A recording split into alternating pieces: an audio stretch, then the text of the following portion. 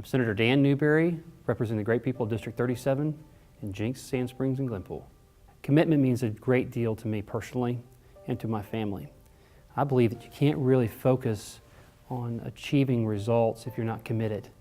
You know, whether it be to your family, whether it be to your faith, whether it be to serving in the Senate, whatever you put your hand to. You know, the Bible talks a lot about put your hand to it and let it prosper. And if you don't put your hand to the plow and stay with it, a lot of times you don't realize the benefits that God has in store. I felt very called. I felt Providence leading that we should be engaged in this campaign. Having no political experience whatsoever, I just jumped out and said, I'm running for the Senate. And about halfway through the race, we started having some problems. My wife and I, we lost a child in that process. I lost my hearing in my right ear in that process. And I went to see a doctor one day and I said, Doc, I can't hear. And he did all these tests and he said, well, Newberry, all the bones in your ear are broke. And it's going to be $15,000 to fix it. And you're going to have to get out of this race, and you're just not going to be able to continue doing what you're doing. I remember getting into my car and thinking, you know, God, why are you doing this? Why am I having this problem? I just remember hearing God say in my spirit, I didn't call you to quit. And He doesn't call you to quit either when you start a church. He doesn't call you to quit when you start a family. He doesn't call you to quit when He lets you be a father or a mother. He calls us to stay engaged.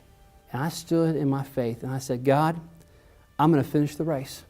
I'm going to finish what you called me to do. And if it costs me everything, I'm going to finish. About 3 weeks later, I'm sitting inside my house, kids are playing, and all of a sudden my ears opened up. And all I heard was my kids in the background.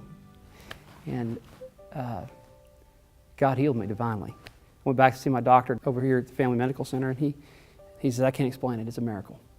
Whether it be you're in the church and you're talking about being a part of church and planting and being engaged, or if you're talking about being married, if you're not committed, you shouldn't even start.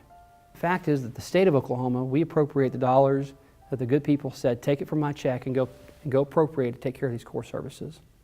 In the church, it's the same thing. Only we do it for God. And God says, bring a tithe, bring an offering to the church so that my church can go do the things it's supposed to do. Victory does a great job in sending out buses into the poor areas and bringing people in. It does a great job in trying to reach the masses across the world, being there in times like when hurricanes hit and sending out efforts to help and feed and clothe in the missions areas. But they can't do that if you don't have money. Sometimes God calls us and we have to face hard situations and we have to make tough decisions. And it's not easy, but He always gives us provision.